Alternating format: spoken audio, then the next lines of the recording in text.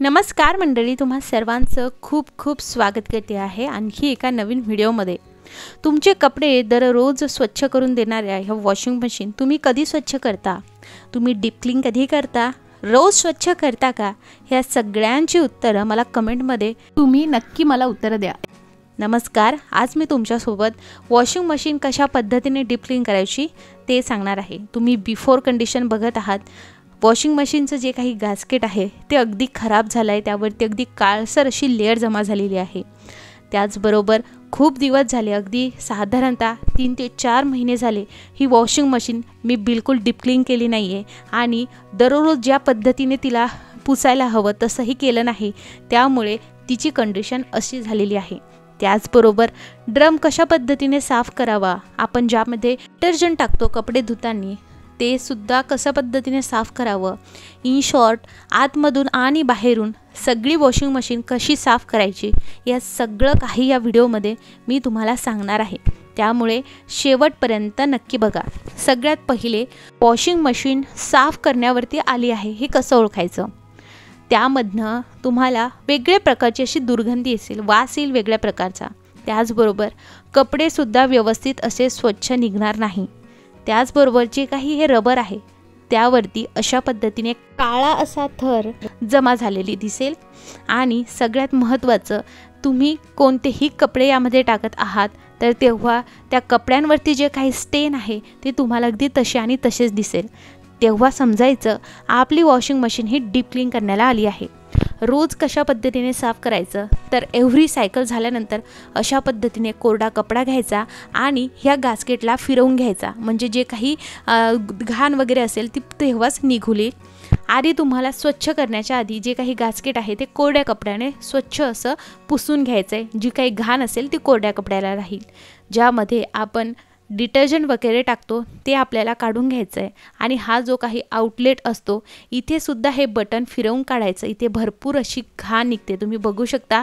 3 ते 4 महिने झाले अक्षरशः आणि मला इतकं हे साफ करताना इतकं वाईट वाटलं की माझ्या चुकीमुळे याचं गास्केटसुद्धा मला साफ करण्यासाठी अगदी नाकीनऊ आले आणि मला जसा रिझल्ट हवा होता तसा मिळाला नाही।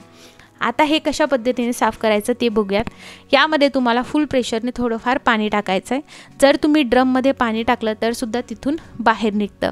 आता आपण सगळ्यात पहिले गास्केट कसं साफ करायचं ते बघूयात, मग बाकीच्या गोष्टी आपण स्टेप बाय स्टेप बघणार आहोत। तर त्यासाठी आपल्याला एक पेस्ट तयार करायची आहे घरच्या घरी। तुम्हाला काय करायचं आहे, 2 चमचे यामध्ये घ्यायचं आहे मीठ। मीठ घातल्यानंतर जेवढं तुम्ही मीठ घेतलं आहे त्याच्या 1 चमचा जास्त तुम्हाला बेकिंग सोडा घ्यायचा आहे। लक्षात घ्या, बेकिंग पावडर इकडे यूज करायचं नाही। जर तुमच्याकडे बेकिंग सोडा नसेल तर तुम्ही इनो फ्रूट सॉल्टचे 2 सॅचे इकडे वापरायचे आहेत, पण बेकिंग पावडर घ्यायचं नाही।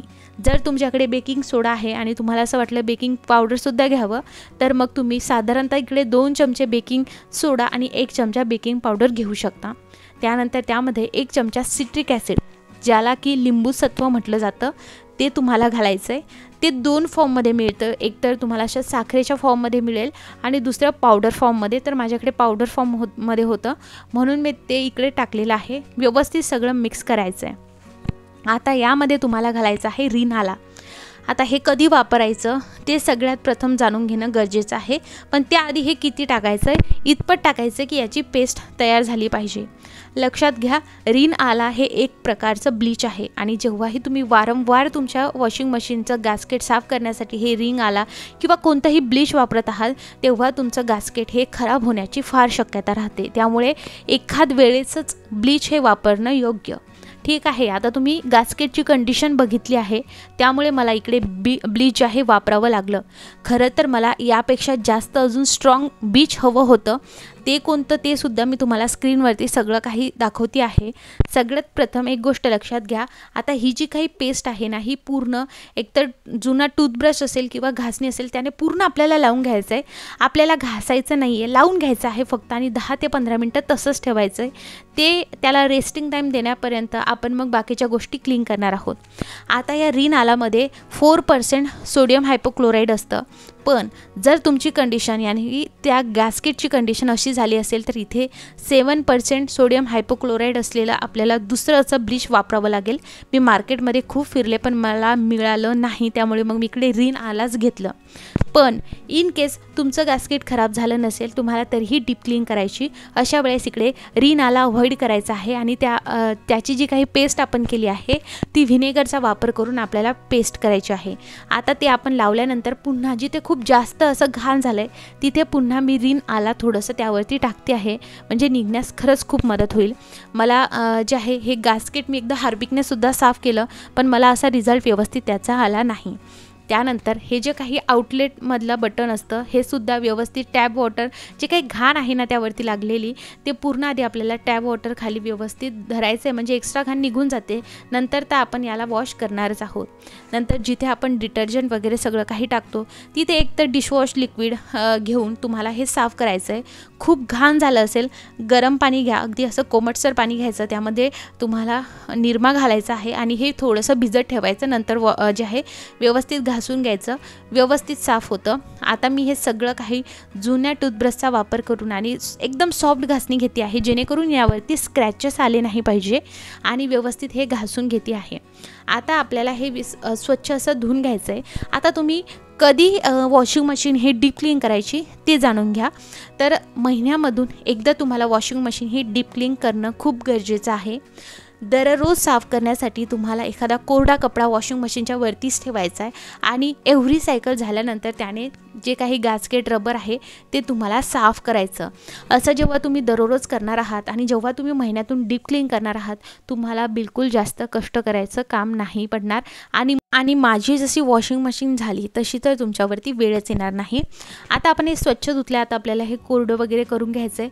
आपलं एक काम इकडे क्लीन झालेलं आहे. तुम्ही बघू शकता हे बटनसुद्धा किती व्यवस्थितरित्या स्वच्छ झालेलं आहे. अगदी शेवाळ टाईप झालं होतं आणि एकदम घाण झालेली होती आणि त्यामुळे मला हे स्वच्छ करण्यासाठी तर वेळ लागला. पण तुम्ही ते बटन काढल्यानंतर घाण तर बाहेर निघालीच, पण आतमध्ये सुद्धा बघू शकता किती घाण आहे. मग अशा वेळेस एखाद्या जुन्या टूथब्रशचा वापर करायचा आणि डिशवॉश लिक्विड घ्यायचं किंवा मग साबण तुम्ही वापरत असाल त्याने तुम्हाला हे व्यवस्थित घासायचं. त्याच्या जवळच एक छोटासा असा पाईप असतो, त्यामध्ये सुद्धा पाणी टाकून तो सुद्धा स्वच्छ करून घ्यायचा.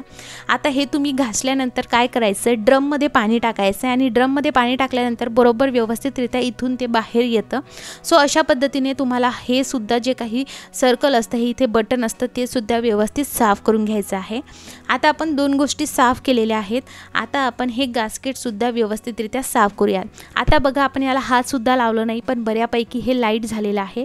लक्षात घ्या वॉशिंग मशीनमध्ये ब्लीच हे फक्त तुम्हाला इमर्जन्सीमध्येच वापरायचं आहे. पुन्हा यासाठी सांगते आहे की हे गॅस्केट खराब होऊ नये म्हणून वारंवार वापरायचं नाही. त्यानंतर तुम्हाला एखाद्या सॉफ्ट घासणीने हे घासून घ्यायचं आहे. मी खरं तर हार्ड स्क्रबरचा सुद्धा वापर केला कारण ते भरपूर असं घाण झालं होतं म्हणून. आणि आपल्याला हे गॅस्केट व्यवस्थितरित्या स्वच्छ करून घ्यायचं आहे. आतमध्ये ना जिथे तुमचा हात जात नाही तिथे जुन्या टूथब्रशचा वापर करून तुम्हाला हे घासून घ्यायचं आहे. मी इकडे ट्राय करत होते की हे गॅस्केट निघण्यासाठी पण हे निघत नव्हतं, त्यामुळे मी तसंच अगदी हे स्वच्छ केलं आणि हे एकाच याच्यामध्ये एवढं घाण झालेलं एकदम स्वच्छ झालं. त्यानंतर पुन्हा 2 ते 3 वेळेस जर खूप घाण झाले असेल तर सेम रिपीट सायकल करायची, पण एखाद्या महिन्याने फक्त. आणि जर नेहमी करायची असेल तर ब्लीच वापरायचं नाही.